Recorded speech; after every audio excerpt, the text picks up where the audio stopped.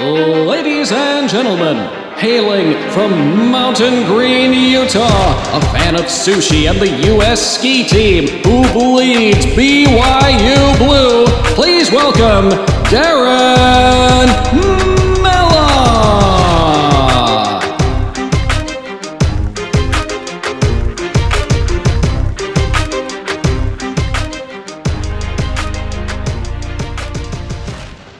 Well, thanks for having me this morning. That was a bit dramatic, wasn't it? Good morning. Hope everyone's awake with that. We've got quite a lot to talk about today. And we're going to start off with what everybody's wondering about, and that's the big picture. So we're going to start off with the U.S. economy. And I want to talk about what matters, and almost as importantly, what doesn't matter. So with that, I want to take a quick poll. Geopolitics. How many of you follow the headlines and follow geopolitics and draw some sort of association between geopolitics and real estate? Just show of hands. Anybody? It's not a trick question. There's some merit to either side, and we'll talk about that. Okay, so about half the room. So let's start talking about geopolitical things that are in the headlines and things that people tend to look toward and say, is this going to impact the markets going forward, be it real estate or equities or whatever? So Iran, right? We had a little skirmish with Iran. I'm here to say Iran is not a problem. Why is it not a problem? Well, it's this. So the orange line is showing prices, and the dark green lines, that's showing U.S. oil production. Right? So this is a big reason why Iran's not really a big problem, and they understand they're not going to win a war with the U.S. They don't want that. The other thing I would point out is that, we tend to focus on these things like Iran, but they're not always important. And what you're seeing here is just about every major geopolitical event over the last 30 years mapped over unemployment. Okay, so the reason I'm using unemployment is because for all intents and purposes, the business cycle is the real estate cycle. Okay, so we're looking at unemployment rates, and you can see the peaks and troughs and the recessions and the recoveries and expansions. Can anybody find a correlation? Because I can't. Right? So remember, a lot of the things we pay attention to in the headlines, be they scary or introduce some degree of uncertainty, don't change the cycle. Okay? Now, being a good economist type, I'm immediately going to contradict myself. And here's where I'm going to contradict that last slide. So over the last year, we've had tensions in terms of our trade relationship with China. Now, why is this a big deal? Why have we heard so much about it? Well, I'll tell you why. Because this represented a major departure in terms of U.S. policy impacting how business is done around the world. For 70-plus years, the U.S. has underwritten a post-World War II order that has provided a tremendous amount of stability, peace, and prosperity. And now we're kind of bucking these international institutions that we helped create. And I'm not saying it's right or wrong, but it's a major departure. And it caused businesses to pause and wonder what's going on. And in fact, it had an immediate impact. This slide is showing import growth into the US from Vietnam versus China. And you can see there was an immediate impact as soon as the tariffs went in place. This is from the first quarter of last year. And the Vietnamese imports began to rise dramatically, and the Chinese began to taper off. This costs businesses money, right? But beyond that, we have a phase one trade deal now, but we also have a competition between the world's two largest economies that's going to be playing out for a long time to come. And the reason why is because the phase one deals with the easy stuff. There are a whole host of issues between the US and China that will linger for a long time. And why is that important? Well, look at this. This is consumer sentiment and business sentiment. The lime green is business sentiment. And you can see the peak in that lime green is right around the passage of tax reform. It was almost a time of euphoria. But what happened? Tariffs happened. And business sentiment fell off a cliff. Businesses pulled back on spending, and in fact, it was subtracting from GDP last year. So in terms of geopolitical things, perhaps trade is the exception. Now, we do have the completion of USMCA. That's good. Canada is going to be signing on to that shortly. But we also have another big trade relationship with Europe to keep an eye on.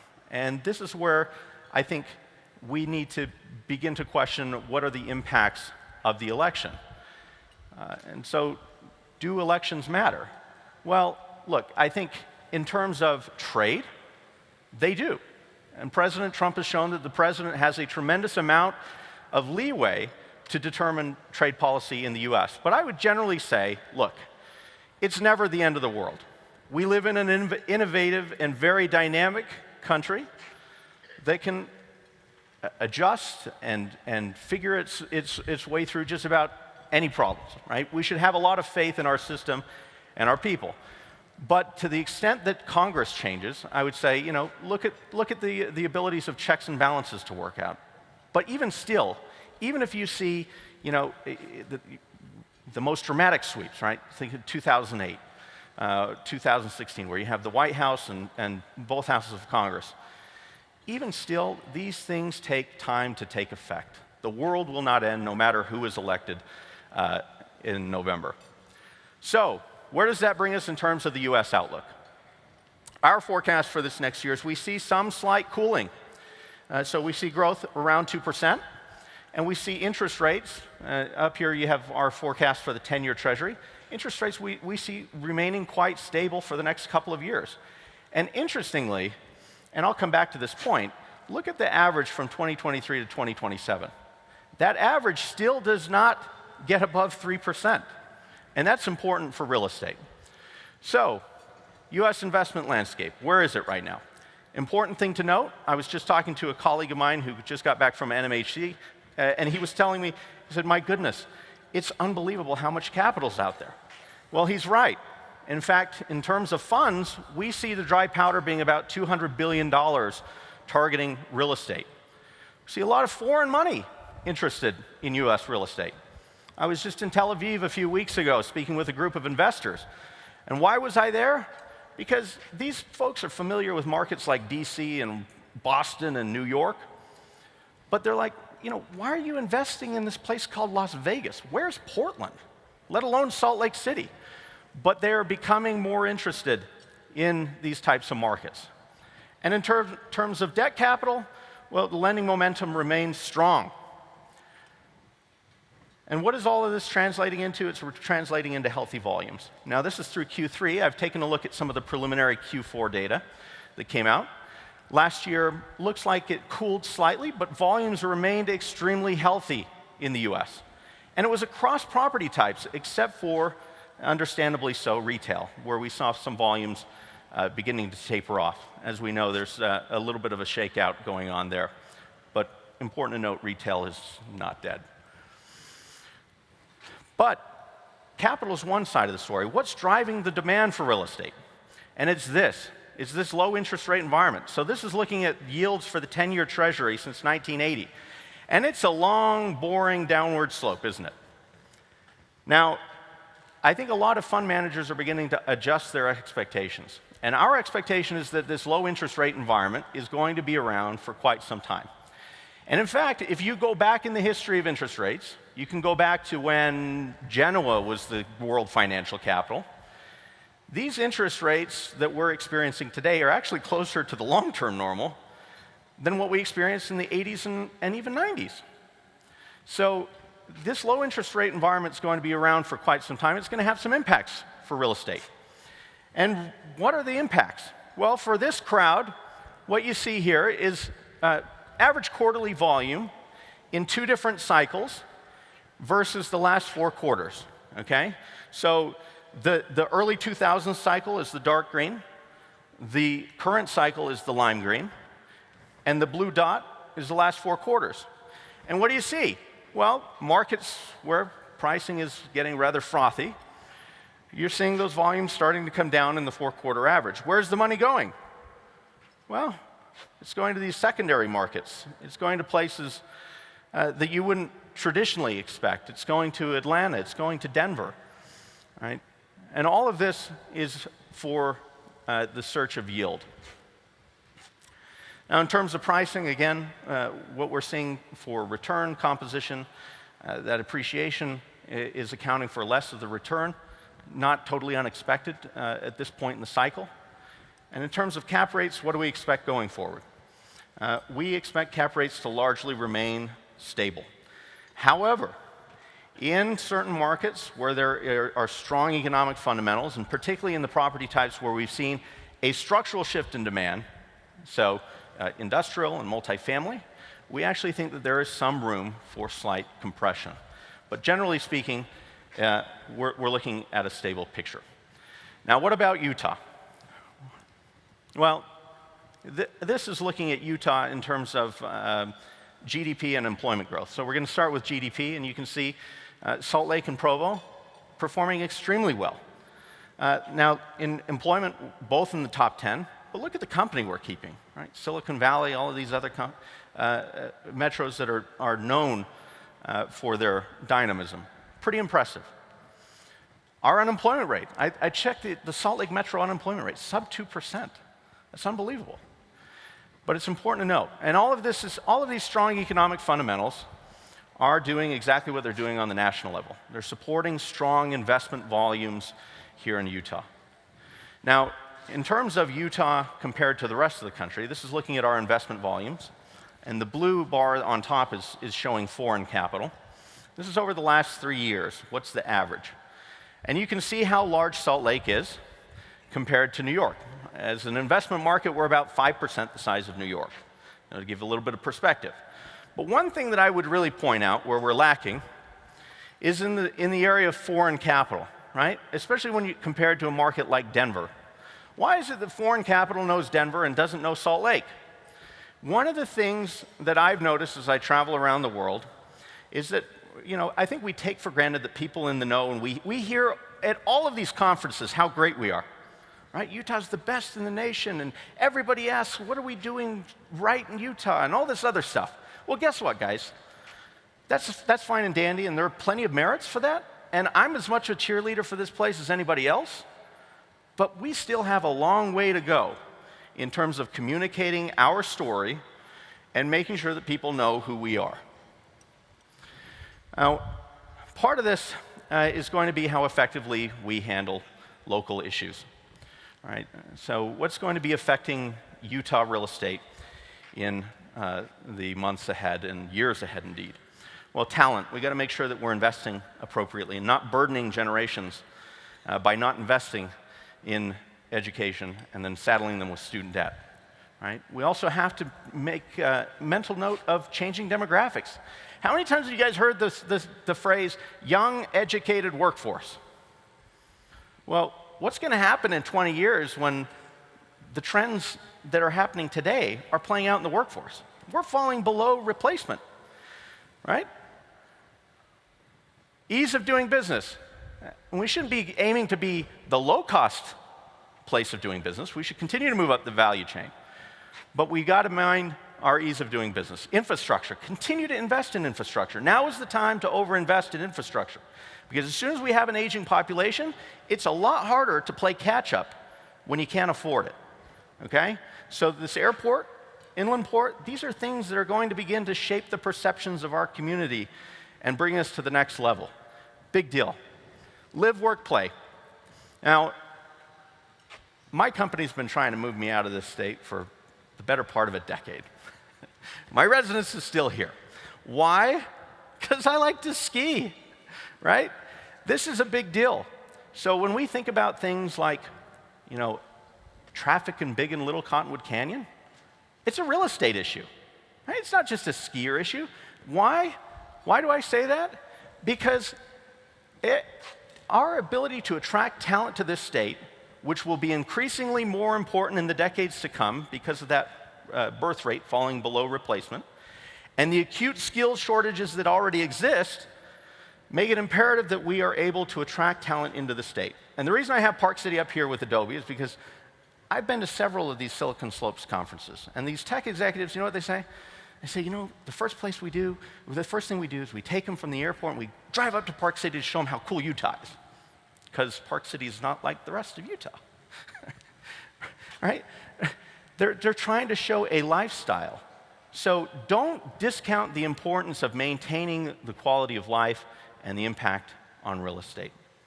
So what's our outlook for Utah? Look, whether you're looking across unemployment, GDP, employment, we do see some cooling over the next year, but we still see positive growth and certainly enough to support healthy real estate fundamentals. What will change in the real estate markets is we have a tremendous amount of supply coming online. But given where fundamentals are, I'm not particularly worried about some of these slight increases in vacancy that we're seeing. So I'll just conclude by saying, don't pay attention to every headline, right? The geopolitics don't always matter, but do pay attention to trade. That could be the exception. This in the coming year in the US, around 2% growth. Again, plenty to support economic fundamentals going forward. But in terms of the local outlook, it's very good, but do mind those things that affect quality of life. We need to continue investing and in maintaining our competitive advantages. And with that, I'd be happy to take a few questions. Those are my thoughts for this morning.